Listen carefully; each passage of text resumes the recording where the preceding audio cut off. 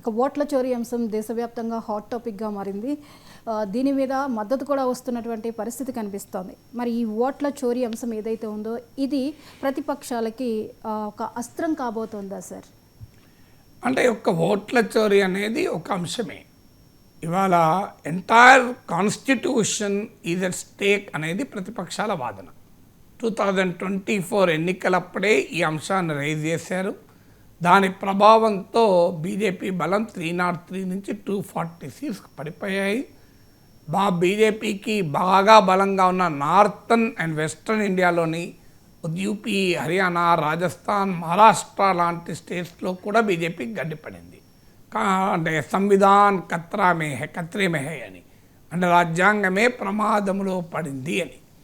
ఇప్పుడు ప్రజాస్వామ్యాన్ని ప్రాసనం చేసేలా ఎన్నికల కమిషన్ వ్యవహరిస్తోంది అనేది ప్రతిపక్షాలు ఒక బలమైన ప్రచారాస్త్రంగా వాడుకున్నాయి.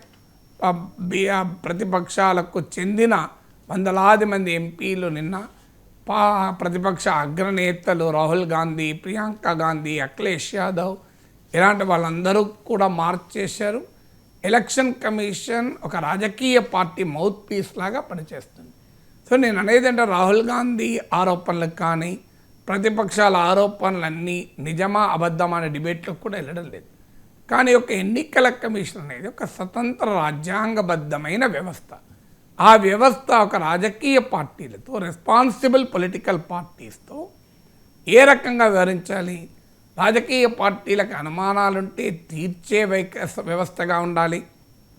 రాజకీయ పార్టీల విమర్శలను నిజముందా లేదా అనే ఆత్మపరిశీలనకు వాడుకోవాలి. కానీ అపోజిషన్ పార్టీస్ పైన అధికార పార్టీ మౌత్ పీస్ లాగా ఎన్నికల కమిషన్ దాడి చేస్తుంది. మీరు అఫిడవిట్ ఇవ్వండి, లేదంటే మీరు దేశానికి క్షమాపణ చెప్పండి. అసలు ఒక లీడర్ ఆఫ్ ద అపోజిషన్ను దేశానికి క్షమాపణ చెప్పండి ఎలక్షన్ కమిషన్ అడగడం ఏంటంటే నాకు అర్థం కాదు. ఒక బీజేపీ అడిగిందంటే నేను అర్థం చేసుకుంటాను, political rival, BJP has every right to ask. కానీ నిజమైన దేశభక్తులు ఎలా ఉండాలి అని కోర్టులు నిర్వచిస్తామంటున్నాయి.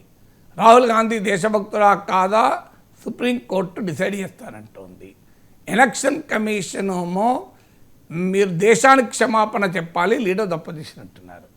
ఒక ఇండిపెండెంట్ వ్యవస్థలుగా ఉండాల్సినవి పొలిటికల్ డొమైన్లోకి వచ్చి వ్యాఖ్యలు చేయడం సంవిధాన్ కత్రే మే హై అన్న దానికి ఉదాహరణ కాదా?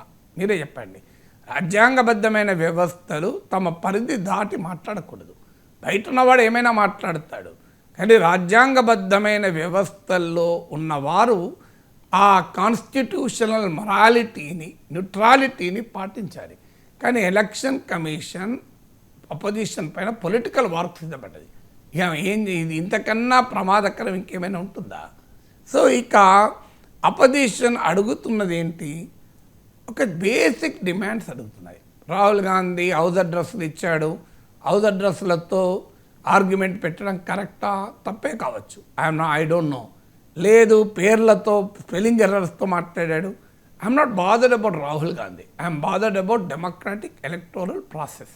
డెమోక్రాటిక్ ఎలక్టోరల్ ప్రాసెస్లో రాజకీయ పార్టీలు, పౌరులు ఒక మాట అడుగుతున్నారు, ఈ ఓటర్ల జాబితా సరిగా ఉందా లేదా, ఓటర్ల జాబితాలో భారీగా దొంగ ఓట్లు చేరాయని మాకు అనుమానం, మేము వెరిఫై చేసుకుంటాం, డేటా ఇవ్వండి అని అంటున్నారు. డేటా ఇవ్వడానికి ఎన్నికల కమిషన్కి అభ్యంతరం ఏంటి? నిజంగానే ఏ గోల్మాల్ లేదనుకుందాం, వాట్ ఈస్ ద ప్రాబ్లం, ఇంకో తీసుకెళ్ళండి అని అంటారు.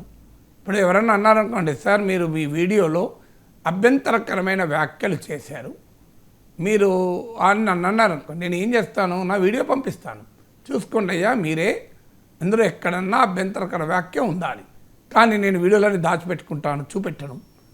అభ్యంతర వ్యాఖ్య ఉన్నది అని అన్నందుకు మీకు క్షమాపణ చెప్పండి అంటే అర్థం ఉంటుందా అండి? సో మీరు క్షమాపణ చెప్పండి అని కాదు, ఇది నా వీడియో ట్రాన్స్పరెంట్గా మీరే చూసుకోండి, నేను ఎక్కడన్నా అభ్యంతరకర వ్యాఖ్య చేశానా, చేస్తుంటే చెప్పండి సరి చేసుకుంటాను అని అనడం కరెక్టా? లేదు నేను అసలు నా వీడియో చూపెట్టా కానీ అభ్యంతరకర వ్యాఖ్య చేశాను, మీరు అందుకు క్షమాపణ చెప్పాలి అంటే ఇదేమైనా న్యాయం ఉందా? రాహుల్ గాంధీ ఏమో అన్నందుకు క్షమాపణ చెప్పాలట, ఎన్నికల కమిషన్ మాత్రం డేటా ఇవ్వదట.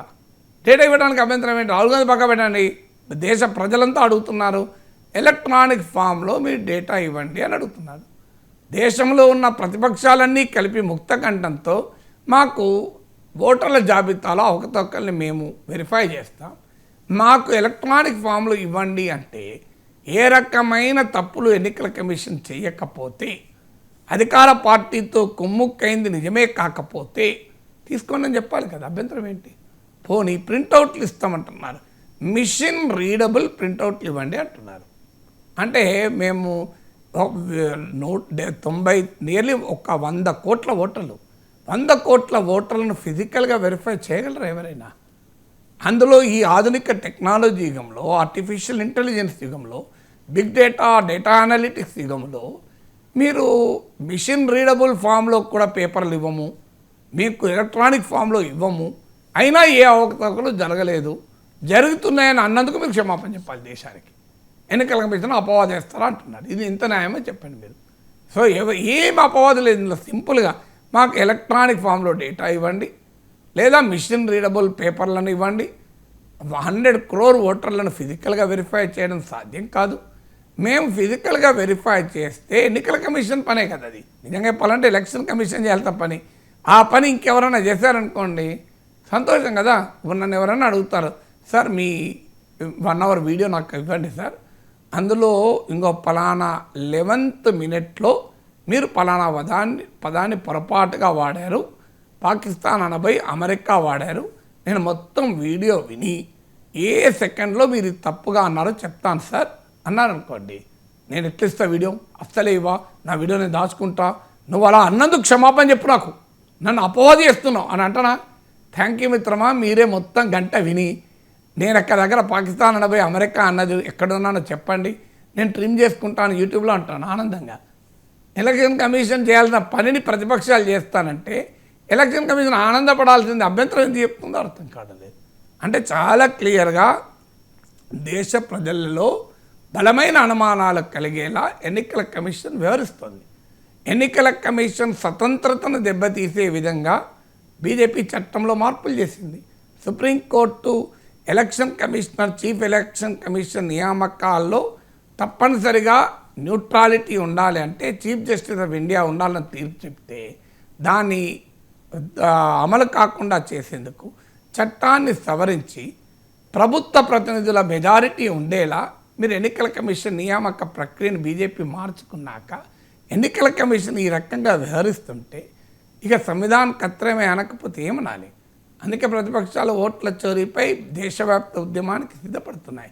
సో అందువల్ల మీకు గుర్తుండే ఉంటుంది 2G కుంభకోణంలో మోడీ దేశమంతా తిరిగి 2G కుంభకోణాన్ని ఉపయోగించి అధికారంలోకి వచ్చారు. అల్టిమేట్గా ఈ మోడీ అధికారంలోకి వచ్చాక 2G కుంభకోణంలో అసలు అవినీతే జరగలేదని కోర్టులు తీర్పు చెప్పాయి. అయినా 2G కుంభకోణం వల్ల రాజకీయ లాభం మోడీ పొందాడు, నష్టం కాంగ్రెస్ పార్టీ యూపీఏ పొందింది. అందువల్ల ఇవాళ ఓట్ల చోరీ జరిగిందా లేదా అన్న తర్వాత సంగతి. ఎన్నికల కమిషన్ వ్యవహరిస్తున్న సరళి గనక ఇలాగే ఉంటే ఈ దేశంలో నిజంగానే ఓట్ల చోరీ జరుగుతుందని ప్రజలు నమ్ముతారు. ప్రజలు నమ్మితే ఇది ఒక మరో 2G అవుతుంది కూడా.